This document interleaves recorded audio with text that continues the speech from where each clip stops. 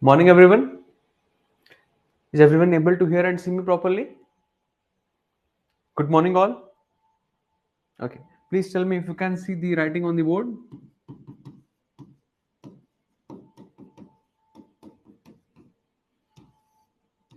Can everyone see the writing on the board? Please comment. Okay. Okay. Thank you. Thank you. Okay. So, morning, all. Yeah. How is everyone doing? Okay. Good. Yeah. Okay. So welcome to, I guess, our fifth orientation session. Okay, so it's a weekend. Tomorrow there will be no class and we'll be resuming Monday onwards. Okay, so आज आपको काम मिलेगा, definitely एक काम मिलेगा आपको आज, and that you will have to do on the Sunday, and थोड़ा बड़ा काम रहेगा. So I hope that every one of you will revert back to me on Monday, seeing that work. Okay. तो now the journey has started of give and take. तो कुछ मैं आपको दूंगा, कुछ आपको मुझे देना पड़ेगा. Okay, so let's begin our today's session. So in the last class, I will just quickly revise that what we did. So in the last class, basically I introduced you to the word called as atmospheric circulations. That why do we have these circulations? So circulations are because that the equatorial regions, the tropical regions between the Tropic of Cancer and Tropic of Capricorn, they have what? Okay, they have energy surplus. Okay, energy surplus in the sense कि वहां पे सन की raise जो है वो perpendicular गिरती है. Tropic of Cancer and Tropic of Capricorn will basically denote what? They will denote the northernmost and the southernmost latitude till which the sun's declination angle is 90 degree. Okay, सो इसके ऊपर जितने भी सन की रेस गिरेगी वो सारी स्लांट गिरेगी, वो सारी एट एन एंगल गिरेगी. So every area above the tropical areas, okay, not the subtropics per se. Subtropics means Tropic of Cancer and Tropic of Capricorn के ठीक एडजॉइनिंग एरियाज को हम लोग सब ट्रॉपिक्स बोलते हैं. तो सब ट्रॉपिकल एरियाज के ऊपर जो भी रेस गिरेगी वो सारी रेस कैसे गिरेगी? Slant. Hence we will have diffuse sunlight. The intensity of the sunlight will not be as strong as the energy surplus regions. हम लोग ऐसे regions को torrid regions भी कहते हैं. Okay, so in general the equatorial and the tropical latitudes will be hotter, and in general the polar latitudes and the subpolar latitudes will get cooler. Okay, and हमने कल दो तीन important dates पढ़ी थी. जैसे we did study the summer solstice and the winter solstice. So summer solstice is happening on 21st of June. The winter solstice is happening on 22nd of December. Okay, and जो summer solstice है basically that will denote the longest day in the northern hemisphere, and winter solstice will denote the shortest day in the northern hemisphere, and इसका ठीक उल्टा होगा southern hemisphere में. If you can remember the diagram which we draw yesterday. Okay, so हमने basically उस diagram में देखा था कि कैसे नॉर्थ पोल या तो सन से अवे पॉइंट कर रहा है या फिर नॉर्थ पोल सन के टुवर्ड्स पॉइंट कर रहा है. So that is how we define the solstice. And then we also defined the equinoxes. Okay, what are equinoxes?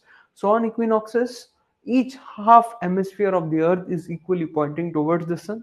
So because of this, on earth everywhere you will have perfect 12 hours day and 12 hours night. So you have two equinoxes. The first equinox is called as the vernal equinox, which happens on 28th of March every year, and the next one is called as autumnal equinox, which happens on 23rd of September. And equinoxes will denote either the first sunrise or the last sunset on the polar latitudes, on the poles. Okay, so 23rd of March will be the first sunrise on the northern pole after a darkness of 6 long months, and 23rd of September will be the first sunrise on the southern pole after 6 long months of darkness, and vice versa. Okay, So this is how up till we studied now. Actually I was expecting one doubt from your end yesterday, but किसी ने वो doubt पूछा नहीं, तो मैं वो doubt ऐसे ही address कर देता हूँ. Okay guys, I am telling कि आप मुझे डाउट पूछने में बिल्कुल हिचकिचाइए मत. Okay, don't have any hesitation in asking me doubts, but just make sure that those doubts are not silly. Okay, so we defined winter solstice and we defined summer solstice. So summer and winter solstice ये हम लोगों ने किस hemisphere के regarding denote किया? Did we denote it with regards to southern hemisphere or northern hemisphere? Comment N for north and S for south. हमने किसके regarding ये डिनोट किया? N for north and S for south. Okay, north. Okay. Minakshi Sinha ma'am, this is your first class, so welcome to the bandwagon. Okay, I don't know how I will आपको मैं पसंद आऊंगा या नहीं, I don't know. Let's hope that everything goes properly in the north and not in the south. Okay, so north, why not south? Why not south? That is the question. ये मैं आपसे कल एक्सपेक्ट कर रहा था कोई तो पूछेगा. मुझे लगता है कि किसी ना किसी के दिमाग में आया होगा ये, बट पूछा नहीं होगा आपने. Tell me, why we are talking about global north and not about global south? Okay, okay, थोड़ा सोचिए. Population, most countries. Okay, up till now Gaurav and Ramanand, they have given me the accurate answers. आप सब लोग बराबर पहुंच रहे हो. Okay, Pooja, good. So if you see the equator, okay, if I'm drawing the exact equator for all of you.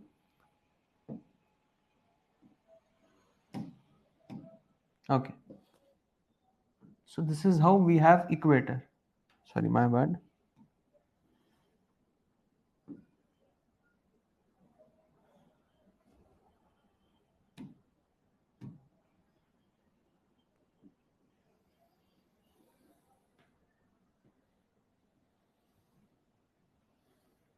So this is the exact passage of equator that we have in the world.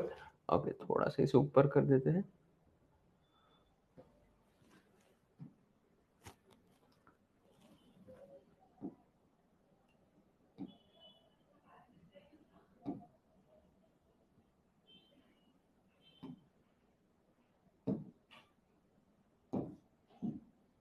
Yeah. So this is the exact passage of equator that we have. Okay. So equator जो पास करती है वो south America के यहाँ से पास करती है. So this is the mouths of Amazon. Here you have a city called as Macapa. Okay. Macapa करके यहाँ पे city है. So Macapa city is where the mighty Amazon meets the Atlantic Ocean. And Amazon, as you all know, that it's the world's biggest river. Okay. Which is the world's longest river? Anyone can tell me? Which is the world's longest river? Can anyone tell me? दुनिया की सबसे लंबी नदी कौन सी है? Okay. Is it Ganga? नहीं. Don't get confused. The world's longest river is the mighty Nile. So Nile will start from over here. I said it will start from over here like this, and it will go like this. Okay. So यहाँ से Nile की main head stream शुरू होती है. It is called as Black Nile. Sorry, it is called as White Nile. Okay, Ethiopia से Nile की main head stream शुरू होती है. It is called as Blue Nile. Okay, White Nile and Blue Nile they together meet at a place called as Khartoum. Khartoum is the capital of North Sudan. Okay, Khartoum में दोनों reverse मिलती है and then it traverses to desert and it enters into the deltaic regions. Okay, so ये जाके मिलती है. इसका tri junction delta है नाइल का. It is somewhat like this. It is called as arcuate delta. So this is called as arcuate delta. So यहाँ पे आपके पास है कायरो. ओके, यहाँ पे आपके पास है Port Said. Okay, and here you have Alexandria. Okay, Alexandria. So ऐसा आर्काइक डेल्टा है नाइल का. Okay, so mighty Nile is the world's longest river, whereas Amazon is the world's biggest river. Okay, Amazon is the only river in the world जिसकी खुद की coral reef system है, जिसकी खुद की मुंगा चट्टान है. सो अगर मैं आपको मकापा पे लेके जाऊं, if you see the mouths of Amazon over here, so there you can also see the coral reefs of mighty Amazon. So ये एक ऐसी अकेली नदी है पूरी दुनिया की जो एक कोरल रिफ सिस्टम को भी सपोर्ट करती है. Hence it is called as the world's biggest river in terms of volumetric discharge of water. तो एक सेकंड में कितना डिस्चार्ज हो रहा है पानी का, कितना सीसी ऑफ पानी डिस्चार्ज कर रही है नदी, उस हिसाब से Amazon becomes the world's biggest river. In India, the biggest river of India is, which is the biggest river of India? Can anyone tell me? Which is the biggest river of India? Yes, anyone? Which is the biggest river of Ganga of India?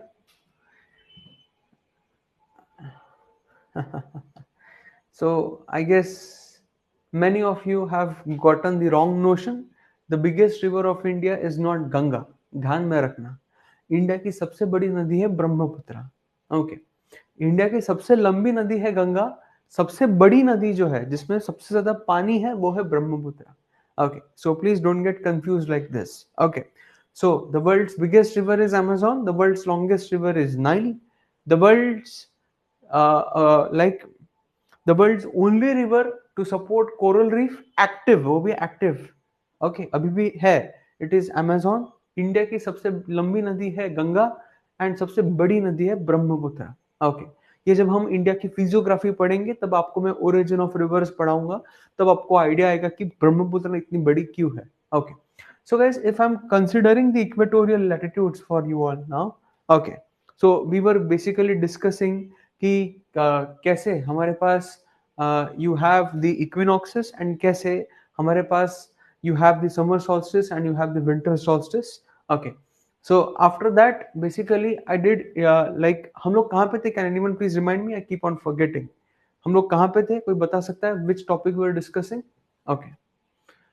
If I'm talking about the equator, can anybody just highlight ki what I was discussing? Which point I was discussing? Okay, let me just check.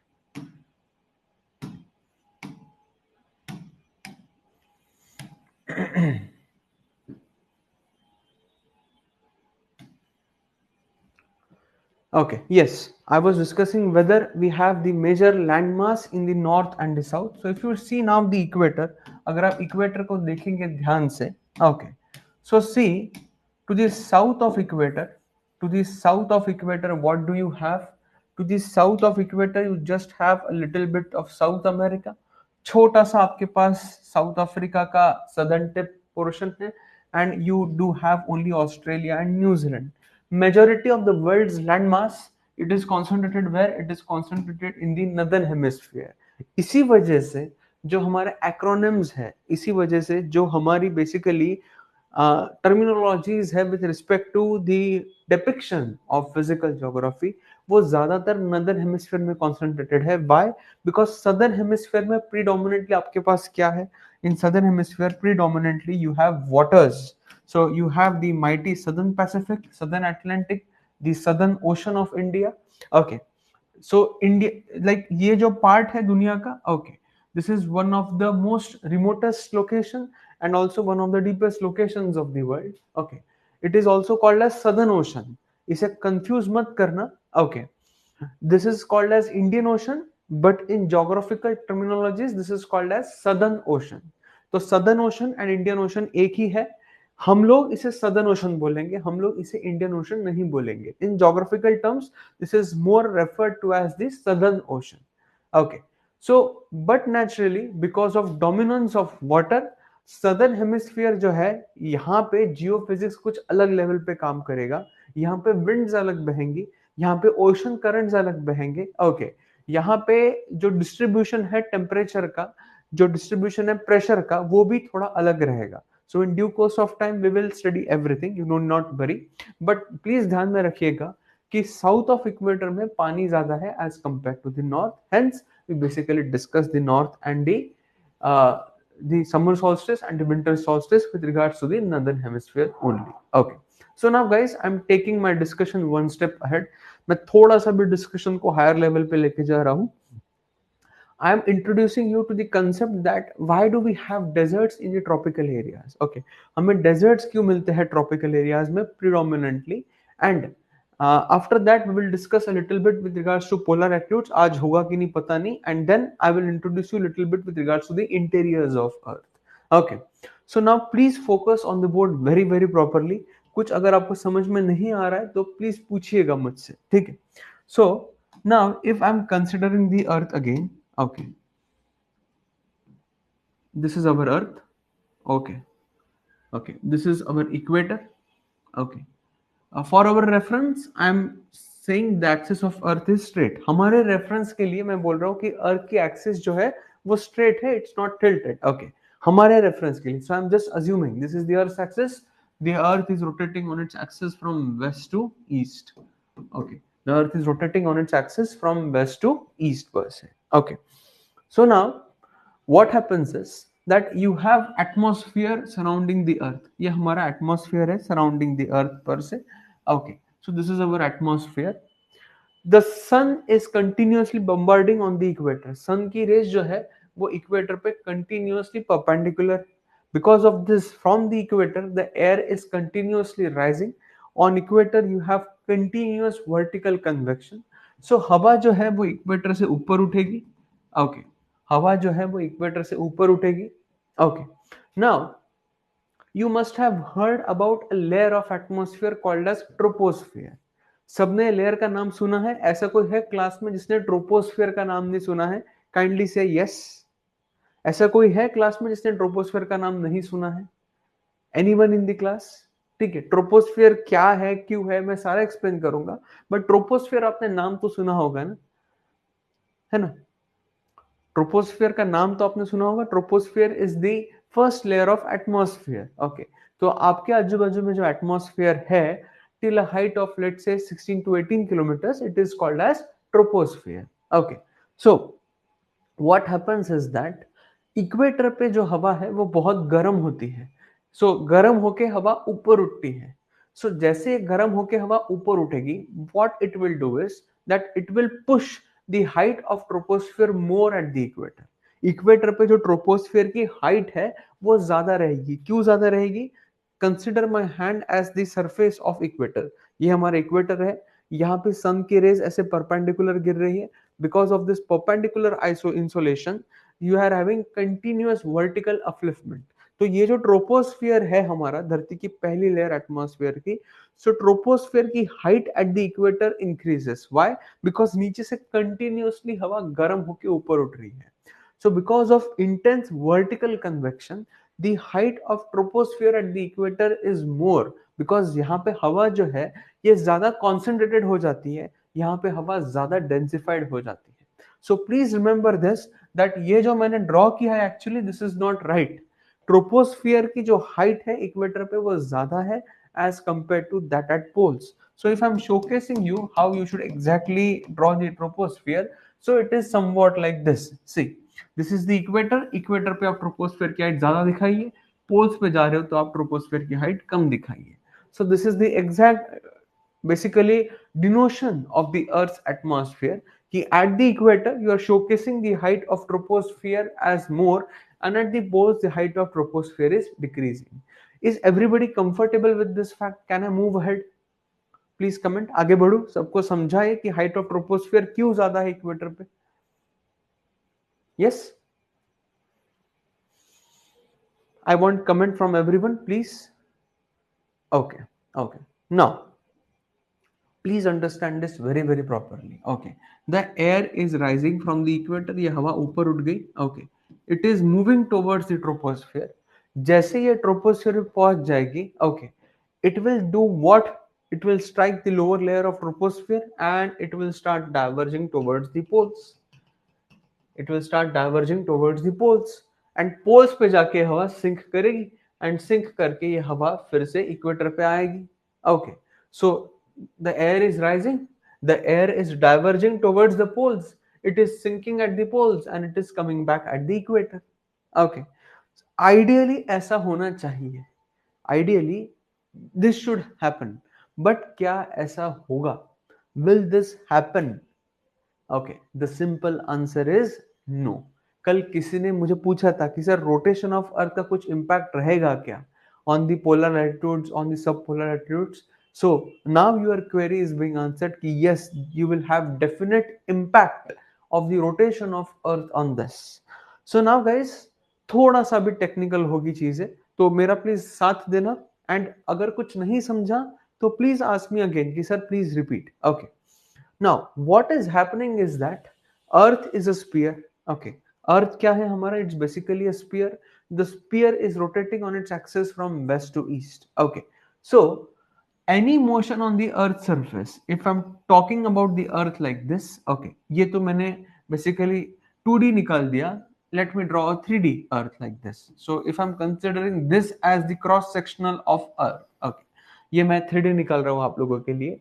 So even if I'm moving from this place to this place, या फिर मैं यहाँ से यहाँ पे भी आ रहा हूँ, so predominantly जो motion है धरती पे, क्या वो motion straight line में हो रहा है? नहीं, जो मोशन है धरती पे वो प्रीडोमिनेंटली कैसा रहेगा हमारा? Circular motion. व्हाई? बिकॉज जो अर्थ का शेप है वो कैसा है? स्पेरिकल है. सो धरती पे मोशन जितनी भी रहेगी, मोशन किसकी? विंड की. ये मोशन कैसी रहेगी? Basically this motion will be circular. Is everybody agreeing with this? Please comment so that I can move ahead. धरती कैसी हमारी? स्पेरिकल है. स्पेरिकल है तो धरती पे जो भी विंड की मोशन रहेगी वो तो सर्कुलर मोशन रहेगी ना, स्ट्रेट लाइन तो नहीं रहेगी. हमारे लिए हमारी धरती का सरफेस स्ट्रेट है, but if you are seeing from the space, the earth is like this. It's not a 2D, it's basically a 3D surface. Can I move ahead, guys? Okay, चलो. So now if you are having circular motion, अगर आपके पास circular motion है, सो आपने पढ़ा होगा कि इन circular motion हमें क्या कंजर्व करना पड़ता है? In circular motion you always need to preserve the angular momentum. You always need to preserve the angular momentum. क्यों? बिकॉज एनर्जी जो है, ऊर्जा जो है, it can neither be created, it can neither be destroyed. It can only be transformed from one form to the another. So this is the conservation principle of energy. ये सब तो आपको पता है. तो अगर मैं एंगुलर मोमेंटम के बारे में बात कर रहा हूं, अगर सर्कुलर मोशन है तो हमें एंगुलर मोमेंटम कंजर्व करना पड़ेगा. सो ये जो कंजर्वेशन ऑफ एंगुलर मोमेंटम होता है, ये बेसिकली एक फोर्स से होता है. There is an apparent force which acts on the moving bodies on earth. वो मूविंग बॉडी या तो विंड रह सकती है, वो मूविंग बॉडी कोई भी रह सकती है, कोई भी मूविंग बॉडी रह सकती है, बट वो जो मूविंग बॉडी होनी चाहिए वो हॉरिजॉन्टल मोशन में होनी चाहिए, वर्टिकल में नहीं. जो मूवमेंट हो रही है it should be along the surface and not in a vertical direction from the surface. So if I'm talking this as the surface of earth, तो मूवमेंट कहाँ होनी चाहिए? मूवमेंट इस प्लेन में होनी चाहिए, ऐसी नहीं, खड़ी मूवमेंट नहीं, not vertical movement but rather the horizontal movement. So I am again reiterating, जो हमें सर्कुलर मोशन में एंगुलर मोमेंटम कंजर्व करना है, ये एंगुलर मोमेंटम का जो कंजर्वेशन होता है ये किस वजह से होता है? ये कौन करता है? So guys, there is an apparent force. Apparent force means आप इस फोर्स को देख नहीं सकते. हाँ, ये फोर्स लग रहा है, आप ऐसे बोल नहीं सकते कि सर ये फोर्स लग रहा है. You can only basically perceive that force. वो आप फोर्स बेसिकली परसीव कर सकते हो. सो ये जो फोर्स है जो लगता है मूविंग बॉडीज पे, why this force is happening? Because of rotation of earth on its axis from west to east. जो अर्थ रोटेट होती है उसके वजह से हमारा जो फोर्स लगता है धरती के मूविंग बॉडीज पे, उस फोर्स का नाम है बेसिकली कोरियोलिस फोर्स. उस फोर्स का नाम है basically Coriolis force. Okay, Coriolis force क्या करता है? What does Coriolis force do? Okay, Saurabh कुछ नोट डाउन मत करो, ये सारे ओरिएंटेशन सेशन से बेटा कुछ लिखने की जरूरत नहीं है. आई am just preparing you for the battle. Okay, जो हमारा महायुद्ध शुरू होगा अभी, उसके लिए जस्ट मुझे जितनी इंफॉर्मेशन देनी है मैं उतना आपको बता रहा हूँ. I will dictate you everything in the main class. You don't have to write down even a single point. That's my assurance to you. Okay, अभी बस समझो. Basically what I am trying to do is कि मैं आपकी और मेरी level match कर रहा हूं, so that when I will start the climatology with you, you won't be left in a lingo. क्या होता है कि अगर आपकी और मेरी फ्रीक्वेंसी ट्यून नहीं हो गई ना समझने की, तो आपको पहले ही क्लास बाउंसर चले जाएगा. Because the first class only I will discuss composition and structure of atmosphere. तो I don't want that to happen with all of you. इसलिए मैं ओरिएंटेशन सेशंस इतने ले रहा हूं ताकि पहली क्लास आपको बाउंसर नहीं जाए. You should be able to understand and acclimatise with me. Everybody is comfortable with this? Please tell me. Shall I move ahead? Do you have your permission to move ahead, guys? Okay, yeah. So, what is Coriolis force, guys? Coriolis force एक apparent force है. Apparent force किस वजह से apparent force है? आप बोलेंगे sir ये apparent force किस वजह से? Apparent means आप इसे देख नहीं पा रहे हो. Okay, सिंपल सा एग्जांपल देता हूं मैं आप लोगों को. ओके, आपके घर में वॉशिंग मशीन होगी, आपने वॉशिंग मशीन को देखी होगी. वॉशिंग मशीन में सर्कुलर मोशन रहता है, राइट? तो सर्कुलर मोशन में क्या होता है? You have a force called as centrifugal force. Centrifugal force means अगर आप गोल गोल घूम रहे हो तो सेंट्रीफ्यूगल फोर्स आपको बाहर फेंकता है. इसी वजह से बेसिकली आपके कपड़े धुलते हैं वॉशिंग मशीन में, बिकॉज सेंट्रीफ्यूगल फोर्स से क्या होगा? पानी आपके कपड़ों के अंदर जाएगा एंड पानी आपके कपड़ों की पूरी डर्ट बाहर निकाल लेगा. आप सेंट्रीफ्यूगल फोर्स को देख सकते हो कि हाँ, मशीन घूम रही है, उसमें से कपड़ों का जो पानी, वो कपड़ों का पानी बाहर निकाला जा रहा है, बट आप कोरियोलिस फोर्स को देख नहीं सकते. It's a apparent force. क्यों फिर लग रहा है? Because of rotation of earth. Okay, now why this force is happening because of earth's rotation? ये फोर्स क्या करेगा? What will this force do? This force will start to do what? This force will start to deflect. This force will start to deflect the bodies. Deflect in the sense क्या? ये bodies को घुमाने लगेगा. घुमाने, जैसे wind जा रही है तो wind straight नहीं जाएगी, wind घूमने लगेगी. It will start deflecting the wind. It will start deviating the wind. ये wind को घुमाने लगेगा.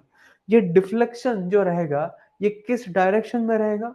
So if you are in the northern hemisphere, so in northern hemisphere the deflection is towards your right, and if you are in the southern hemisphere, अगर आप southern hemisphere में हो, जो deflection है ये डिफ्लेक्शन लेफ्ट में होगा. Please remember this, that if you are in the northern hemisphere, जो डिफ्लेक्शन है, ये जो डेविएशन है जनाब, ये कहां पे होगा? ये आपके राइट में होगा. एंड अगर आप सदर्न हेमिस्फीयर में हैं तो ये डिफ्लेक्शन किस तरफ होगा? आपके लेफ्ट में होगा. सर आप बोलेंगी ऐसा क्यों? Why this is happening like this? Okay, what's the reason behind this? So the reason behind this is the tendency to conserve angular momentum. Now, please understand this very very properly. Okay, थोड़ा technical है, but मुझे आप सब पे विश्वास है कि आप सब लोग समझ जाओगे. It's very easy to understand एक बार अगर आप समझ गए तो. Okay, so I am again drawing the cross sectional surface of earth. Okay okay, 3D में, ताकि आपको और अच्छी तरीके से समझे. Okay, so if I'm moving from, let's say this is equator and this is the pole. Okay, अगर मैं इक्वेटर से पोल की तरफ जा रहा हूं, okay, if I am considering this longitude, अगर मैं ये लॉन्जिट्यूड कंसिडर कर रहा हूं, so see, if I am moving from equator towards the poles, what is happening? Okay, what is happening? Okay, the distance from the surface of earth, okay, the radial distance from the surface of earth towards the earth's axis, जो हमारा धरती का surface है, ये धरती का surface है ना ऐसा, इसका distance, radial distance from the surface of earth with the earth's axis is happening what? It is decreasing. Is everybody comfortable with this? जो ये सरफेस है, इसका जो रेडियल डिस्टेंस है धरती के सेंटर के साथ में, धरती के एक्सिस के साथ में, ये डिस्टेंस धीरे धीरे कम होते जा रहा है. Everybody agrees with this? Let's say this is A, B, C, D and E. So A is more than B is more than C is more than D is more than E. Everybody concurs with this, है ना? जो radial distance है धरती का from the earth surface towards the earth center is decreasing. Everyone is concurring with me? Yes, everyone is concurring with me. So now if a body is moving, let's say कि wind अगर ऐसे move कर रही है, if the wind is moving like this, so the wind has to conserve its angular momentum, because ये तो संसार का नियम है, energy can neither be created nor destroyed. So if you are having circular motion, अगर आपको tendency to conserve angular momentum करनी है, तो इसका formula क्या है? V equals omega r. What does V stand for? Okay, V stands for radial velocity. V stands for radial velocity. Okay, P will stand for radial velocity. Omega will stand for angular velocity. Okay, angular velocity. R will stand for radial distance. R will stand for radial distance. Okay. तो अभी आपको conserve क्या करना है? What you need to conserve is your omega. इसे आपको conserve करना है. So now guys, tell me, आपसे एक्सपेक्ट कर रहा हूं, आपके पास दो ऑप्शंस कौन से हैं? What are the two options that you have? What are the two options that you have if you want to conserve the angular momentum? आपके पास दो ऑप्शंस क्या दिख रहे हैं आपको बताइए. अगर मुझे ओमेगा कांस्टेंट रखना है इस इक्वेशन में, तो मुझे क्या वेरी करना पड़ेगा? If I want to conserve omega, so what two parameters in this equation do I need to vary? Try to answer this. आपको क्वेश्चन समझा? मैं फिर से रिपीट कर रहा हूं. अगर आपको ओमेगा कांस्टेंट रखना है इस इक्वेशन में, तो आपको कौन से दो पैरामीटर्स वेरी करने पड़ेंगे? Which two parameters you will have to vary? Yes, everyone is on the right track. You have to either vary V or you have to either vary R. Is everybody appreciating this? Can I move ahead? Please comment करते चलिए. Please keep on reiterating with me. Okay. Okay. Om Prakash ji please ध्यान से सुनिएगा. हम लोग क्या बोल रहे हैं कि धरती पे मोशन जो है वो सारी सर्कुलर मोशन है. ठीक है. सर्कुलर मोशन का मतलब क्या है कि हमें एंगुलर मोमेंटम कंजर्व करना है. अगर एंगुलर मोमेंटम कंजर्व करना है तो एंगुलर मोमेंटम का फॉर्मूला क्या आएगा? v equals omega. Circular motion है. ठीक है. अगर मैं आपको बोल रहा हूं कि इसमें से आपको एंगुलर वेलोसिटी कंजर्व करनी है, ओके, आपने वो एग्जांपल पढ़ा होगा ना, जब आप आज से कम 10-12 करोड़ साल पहले जब आप 8th और 9th स्टैंडर्ड में थे, है ना, 10-12 करोड़ साल हो गए उसको. ठीक है. तो वो स्केटर्स का एग्जांपल आपने सुना होगा कि अगर स्केटर जो है अगर हाथ खुले रखता है तो वो गोल घूम नहीं पाता है. अगर स्केटर ने हाथ ऐसे बंद कर दिए तो वो घूमने लगता है ना. पढ़ा होगा ना आपने आइस पे, वो आइस पे एग्जांपल बुक में रट्टा मारा होगा कि हाथ खुले रखे हैं तो मोशन नहीं होगी, एंड हाथ ऐसे कर दिए तो आइस स्केटिंग वाले घूम सकते हैं. पढ़ा है कि नहीं पढ़ा है? सबने हो गए उसे बहुत, यानी 8-10 करोड़ साल हो गए उसे. छोड़ दो, अभी वो पुरानी बातें थी. अभी फिर से वो बातें वापस आ रही है आपके लिए. ठीक है सर, हम तो सोचे थे वो सब इतिहास है हमारा, वो तो भूगोल में कैसे आ गया? Life is like a spear only, what goes around comes around. आप जो चीज नहीं चाहते हो जिंदगी में वो डेफिनेटली होगी, ध्यान में रखना. Okay. So v equals omega r. Okay. So Om Prakash ji, is it now clear to you? Please tell me, you have your permission that अगर हमें angular momentum, angular basically velocity conserve करनी है तो हमें v एंड r को बेसिकली वैरी करना पड़ेगा. Everybody is comfortable with this? Is everybody comfortable with this? Do you have your permission to move ahead? That I will now have to vary either V or R. समझा सभी को? Okay. So now you tell me, क्या मैं V बढ़ा सकता हूं? Can I increase my V? Can I increase my radial velocity? अगर मैं एक हवा का झोंका हूं जो इक्वेटर से पोल्स की तरफ जा रहा हूं, क्या मैं खुद की वेलोसिटी खुद ब खुद बढ़ा सकता हूं? अगर मैं हवा का झोंका हूं, ठीक है, ऐसे समझिएगा कि ये मेरी जो चेस्ट है, दिस इज इक्वेटर, एंड आप जो बैठे हो वो पोल्स है. ये हवा का झोंका आपकी तरफ आ रहा है. ये जो हवा का झोंका आपकी तरफ आ रहा है, क्या ये वेलोसिटी खुद ब खुद बढ़ा पाएगा? क्या ये वेलोसिटी खुद ब खुद बढ़ा पाएगा? वेलोसिटी जो विंड की है वो किस पे डिपेंडेंट है? वेलोसिटी विंड की एक फैक्टर पे डिपेंडेंट है जिसे हम लोग कहते हैं प्रेशर ग्रेडियंट, जिसे हम लोग कहते हैं प्रेशर डिफरेंस. विंड कैसे बहेगी? Wind will move from high pressure to low pressure, है ना. हवा जो है वो उच्च दबाव से कम दबाव की तरफ बहेगी कि नहीं बहेगी? ओके. एक सिंपल एग्जांपल देता हूं. आप सब, you must have visited malls, you must have visited the restaurants. तो जैसे आप दरवाजा खोलते हो मॉल का या फिर किसी रेस्टोरेंट का, आप जब छोटे बच्चे थे तो आपने रेफ्रिजरेटर का भी दरवाजा खोला होगा. तो जैसे ही दरवाजा खोला होगा तो एक ठंडी हवा का झोंका आता है कि नहीं आता है आपके सर के ऊपर, है ना. गर्मी में बहुत ठंडी है, आपने रेफ्रिजरेटर का दरवाजा खोल दिया, फिर आपकी मम्मी, आपके डैडी आपको उस रेफ्रिजरेटर में बंद कर देते होंगे कि ले बेटा आप ठंडी हवा ही खा दो, है ना. Okay. So why is that happening? Because refrigerator के अंदर कैसा प्रेशर है, हाई प्रेशर, हवा ठंडी है, ठंडी हवा है तो हवा नीचे सेटल होगी, प्रेशर ज्यादा बढ़ेगा। एंड रेफ्रिजरेटर के बाहर कैसा प्रेशर है, लो प्रेशर है। मॉल के अंदर एसी चल रहा है, air AC in the sense what is happening, air conditioning हो रही है। एयर की क्या हो रही है, कंडीशनिंग हो रही है कि नहीं हो रही है, उसे तो हम लोग एयर कंडीशनर कहते हैं ना। एसी का फुल फॉर्म क्या है, एयर को कंडीशन करना। कंडीशन करना मीन्स क्या, कि हवा जो है आपकी रूम की हवा बाहर खींच, एसी आपकी रूम की हवा खींचेगा, उसमें से सारी गर्मी सोख लेगा एंड उसे ठंडा करके फिर से सर्कुलेट करेगा। इसलिए हम लोग उसे एयर कंडीशनर कहते हैं या फिर एयर कंडीशनिंग कहते हैं। सो मॉल के अंदर चल रहा है एसी, हवा ठंडी है, हवा उच्च दबाव की है। आपने जैसे मॉल का दरवाजा खोल दिया, बाहर की हवा तो गर्म है। सो हवा कहां से फ्लो करेगी, from the inside of mall, from the inside of restaurant towards you. So इसलिए आपको ठंडी हवा का झोंका महसूस होता है, ठीक है।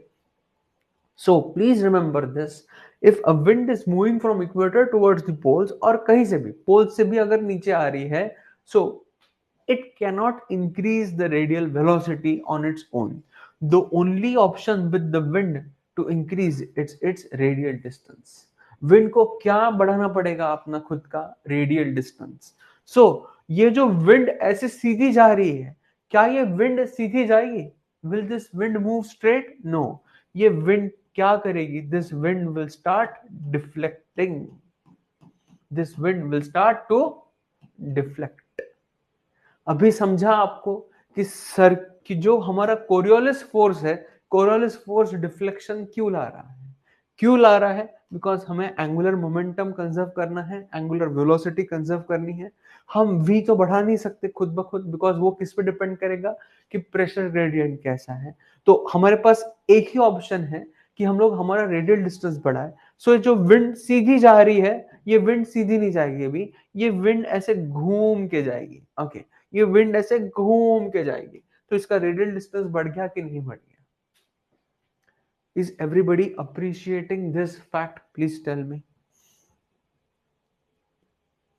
समझा सभी को? Please, I am waiting for everybody, please comment so that I can move ahead.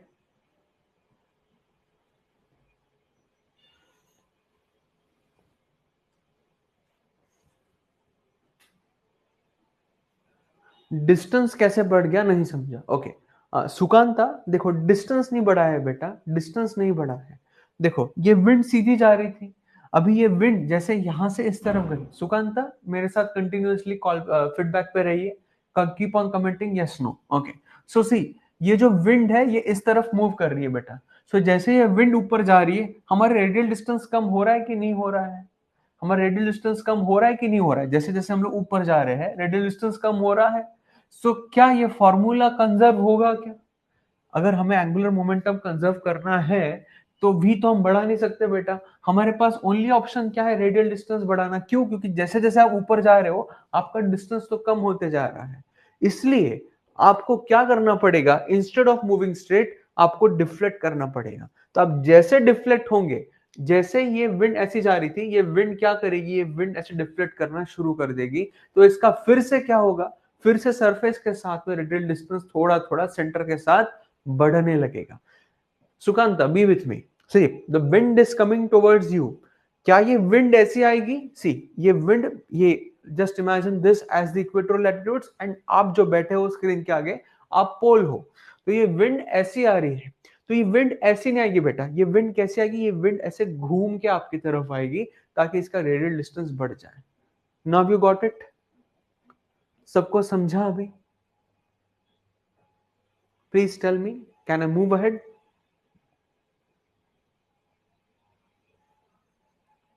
Okay, so it will start deflecting. Okay, so ये जो deflection रहेगा, ये deflection कहाँ पे रहेगा, towards the right if you are in the northern hemisphere and towards the left if you are in the southern hemisphere. Okay, so एक बहुत simple experiment मैं आपको देता हूँ। Okay, whenever you will brush, अब पता नहीं कौन कौन ब्रश करके बैठा है मेरे क्लास में आज, अगर कोई ब्रश करके नहीं बैठा है तो अभी ब्रश करोगे, अभी जस्ट उठे हो सर, आप क्या सवेरे सवेरे 11 बजे आ जाते हो ओरिएंटेशन के नाम पे, इतना डिफिकल्ट पढ़ा देते हो हमें, बोलते तो ओरिएंटेशन है बट ये क्या पढ़ा रहे हो आप हमें, है ना, नींद खराब कर दिया आपने। तो अब कोई ब्रश करेगा क्लास के बाद में, खाना खाएगा, या फिर कल सवेरे कोई ब्रश करेगा, या जब भी आप ब्रश करोगे 10-12 करोड़ साल बाद में, जब भी, ठीक है, तो देखना कि आपके बेसिन का जो पानी है वो राइट में स्वेल करके नीचे जाएगा। क्यों? क्योंकि आप इक्वेटर के नॉर्थ में हो। हमेशा देखना आपके बेसिन का जो पानी है वो राइट में स्वेल करके नीचे सिंक में जाएगा। एंड अगर मैं आपको इक्वेटर के साउथ में लेके जाऊं, if I take you to the south of equator, तो पानी हमेशा लेफ्ट में स्वेल करके नीचे जाएगा। पानी हमेशा लेफ्ट में स्वेल करके नीचे जाएगा। Why? Because of Coriolis force. Okay. Why? Because the deflection is happening right in the northern hemisphere and the left it is happening in southern hemisphere. अभी इसका जो रीजन है, मैं जब आपको क्लाइमेटोलॉजी में बेसिकली अलोफ्ट विंड्स पढ़ाऊंगा, तो अब आपको इसका रीजन असली में समझ में आएगा कि राइट में क्यों हो रहा है नॉर्थ में, एंड लेफ्ट क्यों हो रहा है सदर्न हेमिस्फीयर। अभी बस इतना ध्यान में रखिए कि राइट एंड लेफ्ट होते जा रहा है। Guys, do I have your permission to move ahead? Because now I have to explain you this diagram. Please tell me. Please tell me, do I have your permission to move ahead? Okay. So now, ideally क्या होना चाहिए था कि ये wind ऐसे उठ के troposphere से डाइवर्ज होके, ट्रोपोस्फियर की जो नीचे की बाउंड्री है उसे हम लोग कहते हैं tropopause. So tropopause is basically the boundary that separates troposphere from stratosphere. Stratosphere जो है ये धरती के एटमॉस्फेयर की दूसरी लेयर है नीचे से। ओके, सबसे पहली लेयर आती है ट्रोपोस्फियर, उसके बाद आती है stratosphere. Okay, so troposphere and stratosphere को सेपरेट करने वाली लेयर को हम लोग कहते हैं ट्रोपोपॉज। ठीक है, इसका सारा डिटेल एनालिसिस हम लोग लेंगे गाइस। मैं जस्ट आपको बेसिकली क्या कर रहा हूं, आई am just preparing you. Please don't get frightened, बिल्कुल भी डरो मत कि सर ये सब क्या है, हमें मिस आउट करेंगे क्या, नोट्स बनाने हैं क्या। It's my guarantee to you कि the first day of our lecture you will say कि sir now we are very much confident and you will have a big smile. And आप सब लोग मुझे पर्सनली मैसेज कॉल करके बोलो कि sir you are with us, तो हमें कोई टेंशन नहीं है। ये मेरी आपसे गारंटी है। सो अभी प्लीज टेंशन मत लो, अभी बस समझो चीजों को, because this is how you need to proceed ahead with regards to understanding of earth. ठीक है, हमें रट्टा नहीं मारना है, हमें चीजों को समझना है। We have to understand the locations, we have to analyse the locations and not memorise them. ये ध्यान में रखना। तो अभी आपको अमेजोन रेन फॉरेस्ट पता है, अभी आपको कॉन्गो पता है, अभी आपको बोर्नियो पता है, आज आपको डेजर्ट्स पता लग जाएंगे कि क्यों ऐसा है। So ideally this should be happening कि इक्वेटर से हवा ऊपर उठी, ट्रोपोपॉज से डाइवर्ज होगी, पोल्स की तरफ सिंक होगी, पोल्स से ठंडी होके ये हवा इक्वेटर की तरफ आ रही है। This is ideal condition. But क्या ऐसा होगा? नहीं। क्यों? बिकॉज धरती क्या कर रही है, रोटेट कर रही है on its axis from west to east. So if the earth is rotating on its axis from west to east, which force is coming into play? Guys, the name of the force is Coriolis force. So equator से हवा ऊपर उठी, okay, it is diverging towards the poles from the tropopause. Okay, so जैसे ये poles की तरफ जाना शुरू करेगी, now you tell me, ये horizontal motion है कि नहीं है with regards to earth surface? Which force now will come into play? Which force will now come into play? You tell me. आपको सबको पता है कि जैसे ये विंड पोल्स की तरफ डाइवर्ज होना शुरू हो गई, कौन सा फोर्स लगेगा अभी इस विंड पे? Coriolis force. Is everybody appreciating this? Okay, so जैसे ये कोरियोलिस फोर्स लग गया, क्या ये विंड सीधी जाएगी पोल्स की तरफ? नहीं, ये विंड डिफ्लेक्ट होना शुरू हो देगी। ओके, सो जैसे ये विंड डिफ्लेक्ट करना शुरू करेगी, as soon as this wind will start deflecting, what will happen?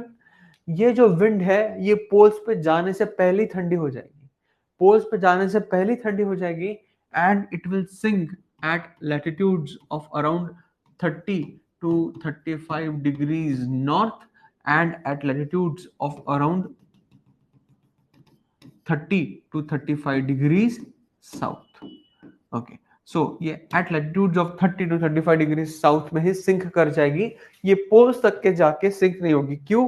Because Coriolis deflection जो है ये विंड को घुमाने की कोशिश करेगा। जैसे ये विंड घूमने लग गई तो डिस्टेंस बढ़ गया, डिस्टेंस बढ़ गया तो विंड वही के वही ठंडी होके यहाँ पे सिंक करना शुरू कर देगी। Hence what you will find at subtropical latitudes, what you will find at 30 to 35 degrees north and 30 to 35 degrees south. See, equator से तो हवा ऊपर उठ रही है. From the equator the air is rising up. So on the equator, but naturally you will find what kind of pressure? You will find equatorial low pressure belt. क्यों? Because यहाँ से हवा तो continuously ऊपर उठ रही है. What is happening at 30 to 35 degrees north and 30 to 35 degrees south? The air is sinking. हवा ऊपर से नीचे सिंक कर रही है. Now अगर हवा सिंक कर रही है तो यहाँ पे कैसा प्रेशर बेल्ट बनेगा? प्लीज बताइए मुझे, यहाँ पे कैसा प्रेशर बेल्ट बनेगा? Please tell me guys. What kind of pressure belt you will find over here? Yes, but naturally you will find the high pressure belt. Okay, and this is called as subtropical high pressure belt. This is called as subtropical high pressure belt. अभी समझा आप सबको कि क्यों यहाँ पे subtropical high pressure belt बनता है? ये डायग्राम तो सर हमने 10वीं में रट्टा मार मार के, अगर आप सीबीएसई बोर्ड वाले हो तो 9th में रट्टा मार मार के लिखी होगी, बट आज समझा सर कि ये क्यों ऐसा हो रहा है ना? बोल तो नहीं सकते हो कि सर ये डायग्राम इससे पहले पढ़ी नहीं है. हमने पढ़ी तो सबने है, रट्टा मार मार के लिख के आए हो, मार्क्स भी लाए होंगे, बट आज समझा सर हमें ये क्या है कि नहीं? झूठ मत बोलो, ठीक है? Okay. So now do you understand that why do you have formation of subtropical high pressure belt? तो अगर मैं आपको धरती पे सब ट्रॉपिकल प्रेशर बेल्ट पे लेके जा रहा हूं तो आपको कैसा प्रेशर मिलेगा? You will find high pressure. Now if I am talking about high pressure, if I am talking about high pressure, so हवा कैसी है? यहाँ पे हवा दबी हुई है. So if the air is sinking, अगर हवा दबी हुई है, क्या यहाँ पे वर्टिकल कन्वेक्शन होगा? क्या यहाँ पे हवा नीचे से ऊपर उठेगी? The simple answer is no. So if the air is not rising, if the air is not rising, will you have formation of clouds? The simple answer is no. और अगर clouds नहीं है तो क्या बारिश होगी? Will you have rainfall? Simple answer is no. So the sun's rays will directly fall on the surface. The sun's rays will directly fall on the surface, and hence the subtropical latitudes, they become the hottest regions of the world. ये दुनिया के सबसे गर्म regions बन जाते हैं. Equatorial regions are not the world's hottest regions. क्यों? Because equatorial areas में क्या हो रहा है? Equatorial areas में you are having heavy precipitation. यहाँ पे massive cumulonimbus clouds बन रहे हैं, and because of this you are having heavy precipitation on the equatorial areas. So equatorial areas are not the world's hottest areas. The world's hottest areas are the tropics and subtropic margins. And hence, because of this, you have the formation of the subtropical hot deserts. So if I'm talking about the deserts of the world, okay, if I'm talking about the deserts of the world, okay, so desert के नाम बताने से पहले दो चीजें. Is everybody comfortable? Can I move ahead with the discussion of naming of deserts? Please tell me. किसी कुछ पूछना है? You want me to repeat the concept again? Do have your permission to move ahead?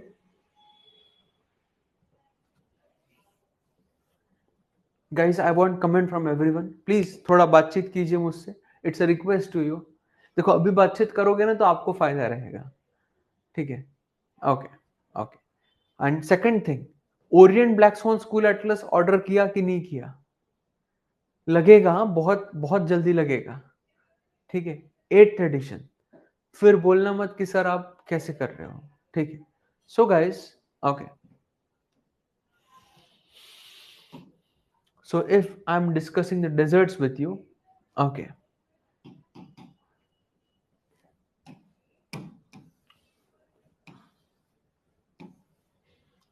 so at the subtropical latitudes, okay, in North America you have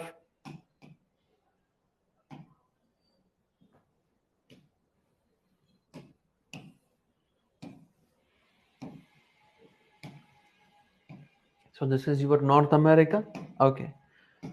So This is where you have the subtropical hot deserts of North America. Okay, इनका नाम है Nevada. आपने Nevada नाम सुना है क्या? Las Vegas तो नाम सुना होगा ना. लास वेगस, लास वेगस नाम सुना है आप लोगों ने? The gambling capital of the world, Las Vegas. लेके जाओगे क्या मुझे हवाई के बाद में? सर आप बोल रहे हो डेस्टिनेशन बढ़ाते जा रहे हो, ठीक है, हवाई लेके जाना, फिर वहां से देखेंगे लास वेगस जाना कि नहीं जाना. ये यहीं पे है लास वेगस, ये यहीं पे, एंड यहीं पे हमारा ये हवाई है छोटा सा, ठीक है, तो यहाँ से यहाँ लेके जा सकते हो. ओके, तो कोई दिक्कत नहीं है, ठीक है, चलो देखेंगे लास वेगस. मैं आपसे प्रॉमिस नहीं मांग रहा हूँ, हवाई मैंने मांगा है, ये प्लीज मुझे देना, हाँ, ऐसा मत करना, ठीक है. So you have Las Vegas Nevada. Okay, then you have the desert of New Mexico. Okay, then you have the desert of New Mexico. Guys मैं सारे लोकेशंस आपको लिखवाऊंगा, डोंट वरी, अभी बस समझ लेना. ओके, रजत सर ओशन करंट्स, जी भाई थोड़ा सा ओशनोग्राफी पढ़ाने तो दो मुझे. अभी क्यों इतना आगे जा रहे हो रजत भाई? है ना कहाँ जा रहा हूं मैं, ठीक है. आपको ओशन करंट्स पढ़ाऊंगा, आपको ओशन वाटर अपवेलिंग पढ़ाऊंगा, वो सारी चीजें भी आएगी. अभी मैं आपको प्राइमरी रीजन बता रहा हूँ कि क्यों हमें सब ट्रॉपिकल हॉट डेजर्ट्स मिलते हैं, ठीक है. सो प्लीज उतना आगे मत जाइए, धीरे धीरे जाएंगे हम, ठीक है. Okay, so you have Nevada, then you have New Mexico. Okay, you have a desert called as Arizona. Okay, आपने एरिजोना भी नाम सुना होगा. Okay, you must have heard the name called as Arizona, ठीक है. इसके बाद में जो नॉर्थ अमेरिका के सबसे ड्राइस्ट डेजर्ट्स है उनका नाम है पेंटेड डेजर्ट. ओके, उनका नाम है पेंटेड डेजर्ट, सारे इस एरिया में है. And then you have Sonoran, you have Sonoran Desert. So you have Painted Desert and you have Sonoran Desert, ठीक है. So ये सारे डेजर्ट्स है आपके नॉर्थ अमेरिका के. Okay, Las Vegas, Nevada, New Mexico, Arizona, painted and Sonoran desert. Okay, इसके बाद if I take you to Africa. Okay, which is the world's biggest desert? Which is the world's biggest desert? Try to answer. दुनिया का सबसे बड़ा desert कौन सा है?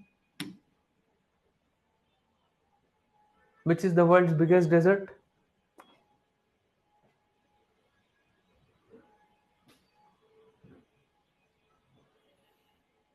Which is the world's biggest desert? ठीक है, Antarctica. Okay.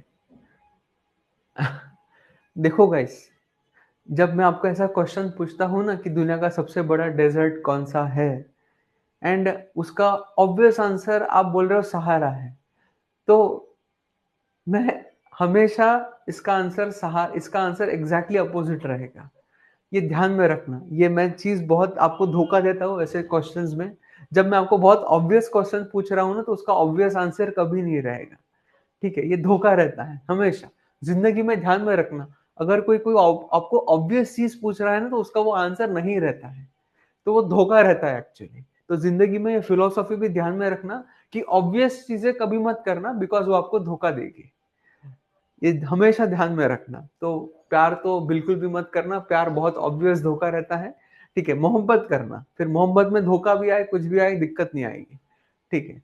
So the world's biggest desert is not Sahara, ये ध्यान में रखना, ठीक है. आप बोले सर क्या, बचपन से यही पढ़ते आ रहे हैं. Doctor Pooja, world's biggest desert is not even Antarctica. Antarctica, below Antarctica you have rather rain forest. देखो पूजा मैम, फिर से आपको धोखा मिल गया. ओके, एंटार्क्टिका जो है, it is basically the world's biggest ice sheet. उस आइस शीट के नीचे में you have rain forest. So ऐसे रेन फॉरेस्ट मिले हमें एंटार्क्टिका में, which is even bigger than Amazon. Amazon से भी बड़े रेन फॉरेस्ट है एंटार्क्टिका में, आइस शीट्स के नीचे में. Now it's permanently frozen. Okay, so it's permafrost. But the world's biggest desert is not Sahara. Okay, Sahara जो है ये पॉकेट्स में है, ये अलग अलग पॉकेट्स है इसके. ओके, ये अलग अलग ऐसे पॉकेट्स है सहारा के. ओके, सो यहाँ पे आपके पास है बेसिकली फैजान. ओके, आपके पास है फैजान. यहाँ पे आपके पास है Algerian desert.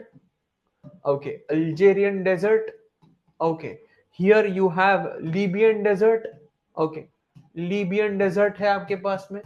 Faizan, Algeria, Libyan. Okay, यहाँ पे आपके पास इजिप्ट में आपके पास 3 डेजर्ट्स है. Okay, you have western, you have eastern and you have Nubian desert. You have western, eastern and you have Nubian desert. तो 3 डेजर्ट्स मिलते हैं आपको इजिप्ट में. Faizan, sorry, western, eastern and Nubian desert. ये सारे लोकेशंस मैं आपको मार्क कराऊंगा एटलस पे, don't worry. But please remember, Sahara is not one continuous single stretch of desert. Sahara is in pockets. सहारा के छोटे छोटे कस्बे हैं, पॉकेट्स हैं. Faizan, you have another very important pocket of Sahara. It is called as तकसीम अजीर. तकसीम अजीर भी है, बहुत बड़ा डेजर्ट है ये, अल्जीरिया लीबिया के बॉर्डर पे. You have Algerian desert, Libyan desert, you have western, you have eastern and you have Nubian desert. Okay, जो दुनिया का सबसे बड़ा रेगिस्तान है, जो दुनिया का सबसे बड़ा सैंडी एक्सपांस है, वो यहाँ पे है, ये वाला, ये वाला. ओके, ये दुनिया का सबसे बड़ा सैंडी एक्सपांस है. Okay, this is called as Rub al Khali. ध्यान में रखिएगा, Rub al Khali. Rub means land, al means basically of and Khali means empty. So Rub al Khali, land of the great empty. Okay, so Rub al Khali करके है. इसके ऊपर यहाँ पे आपको एक डेजर्ट मिलता है, इसका नाम है अल नाफूद. अल नाफूद, NAFUAD, अल नाफूद करके यहाँ पे आपको डेजर्ट मिलता है. इसके बाद में यहाँ पे इंडिया में आपको डेजर्ट मिलता है, इसका नाम बताइए. What do we call this desert in India? What do we call this desert in India? India के डेजर्ट को हम लोग क्या कहते हैं? इंडिया के डेजर्ट को हम क्या कहते हैं? Anybody from Rajasthan in this class? M से शुरू होता है, मुझे हाँ अभी बताया किसी ने. यस, अभी बताया. It is called as Marusthali. Marusthali, मरुस्थल. ओके, मरुस्थली. एंड एक बहुत इंटरेस्टिंग चीज बताता हूँ आप लोगों को. Okay, this is our India. So ये हमारा थार है यहाँ पे. Okay, this is our Thar, the Marusthali of India. So यहाँ पे जितनी भी मिट्टी आती है मंगोलिया से आती है. So you have the loessic soil from Mongolia coming. So यहाँ की जितनी भी लोसिक सॉइल है मंगोलिया पे, यहाँ पे एक डेजर्ट है, इसका नाम है Gobi desert. You have a desert called as Gobi desert. Okay, so Gobi desert से पूरी मिट्टी यहाँ पे आती है. यहाँ पे एक डेजर्ट है चाइना का, दिस इज कॉल्ड एज टकला मकाम डेजर्ट. बट ये जो डेजर्ट है ये बेसिकली कोल्ड डेजर्ट है, Taklamakan. It's not a hot desert, it's basically a kind of cold desert. ये माउंटेन रेंजेस के बीच में है, इसलिए इसकी इसकी बेसिकली जो फॉर्मेशन है वो अलग है. तो डोंट गेट बेसिकली कंफ्यूज्ड. ये जो डेजर्ट है चाइना का, ये माउंटेन्स के वजह से, it is not because of it being in the subtropical latitudes. Okay, so ये टकला मकाम है, इसे ध्यान में मत रखना. ये टकला मकाम, दिस इज गोबी.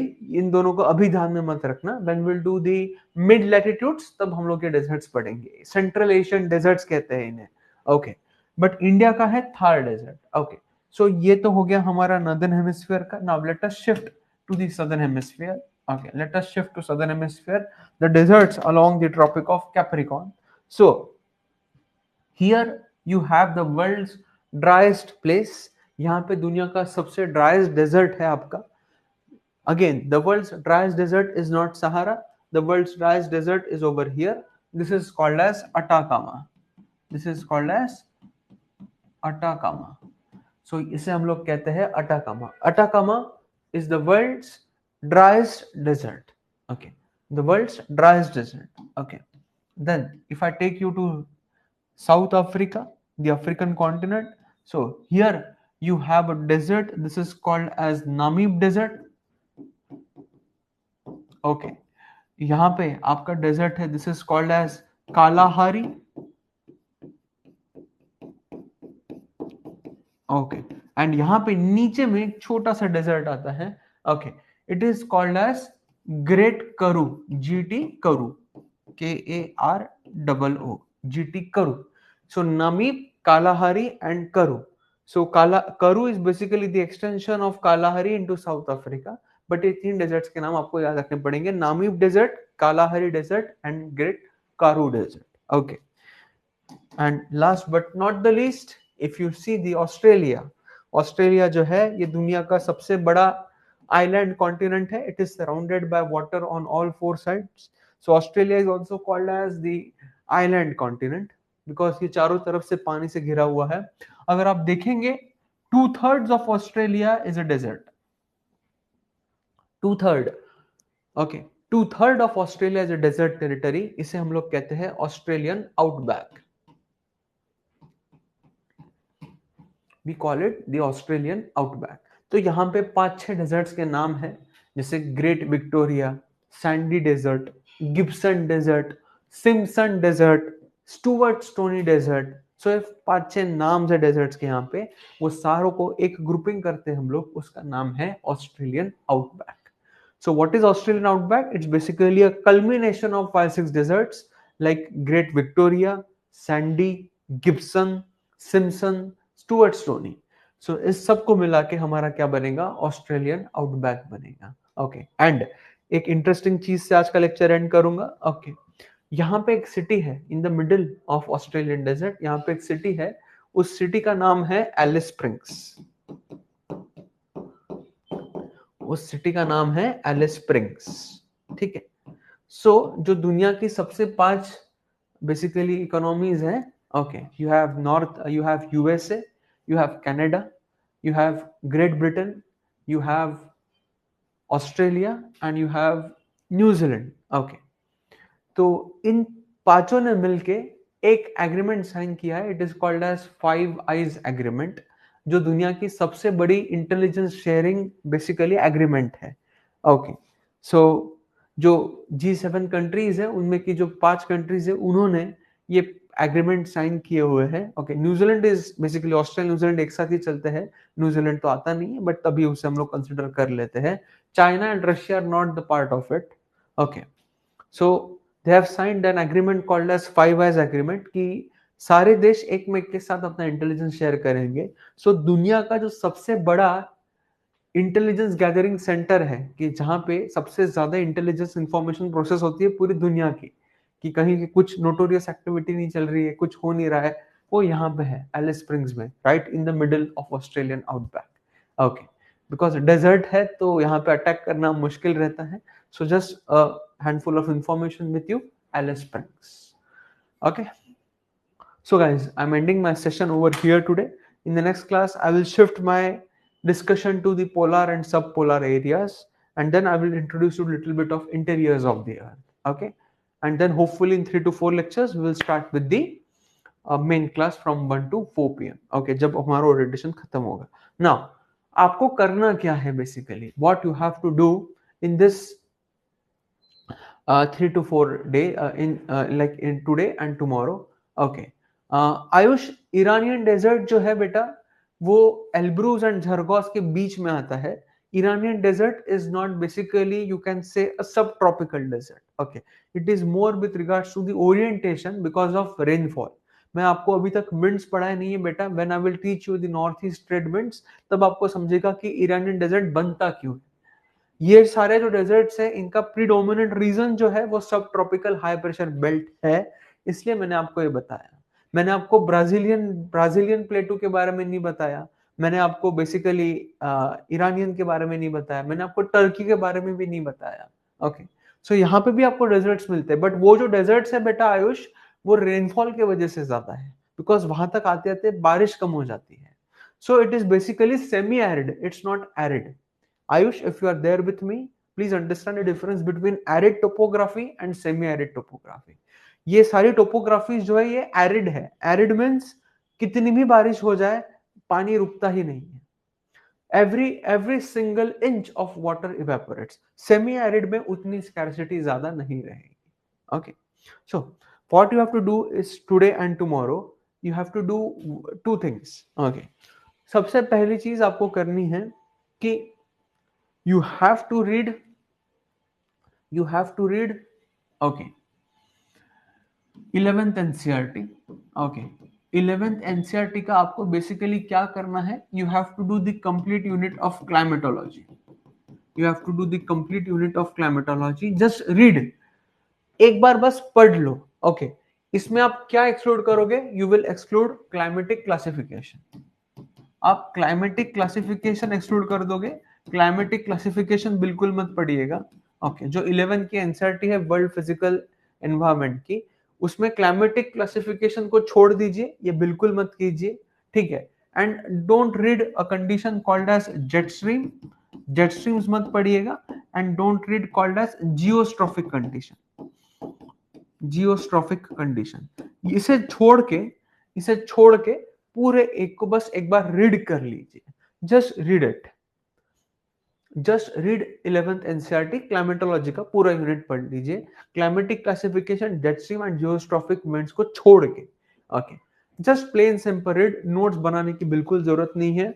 मेरे जो आपके नोट्स रहेंगे वही सबसे बेहतरीन रहेंगे, उससे बेटर नोट्स आपको कहीं नहीं मिलेंगे, so don't need to worry. And the second thing which I want to do is कि आप सबने हिंदू के ग्रुप को ज्वाइन कर लिया है, right? Everybody has joined the study IQ optional group, okay, जिसमें मैं हिंदू का एनालिसिस भेज रहा हूँ डेली बेसिस पे। सो मैं चाहूंगा कि आप सब लोग, जो मैंने कल आर्टिकल भेजा था यमुना फ्लड्स का, ओके, यमुना का फ्लड किस वजह से है, उसे आप एक पेज में समराइज करेंगे। एक चलिए 2 पेज में समराइज करके एंड आप मुझे भेजेंगे। You will summarise the Yamuna floods article in 2 pages and you will send it to me. So 2 assignment आपको दे रहा हूँ, एक एनसीईआरटी पढ़ लो, बाकी सब छोड़ो अभी, ठीक है। And please do the Yamuna floods article.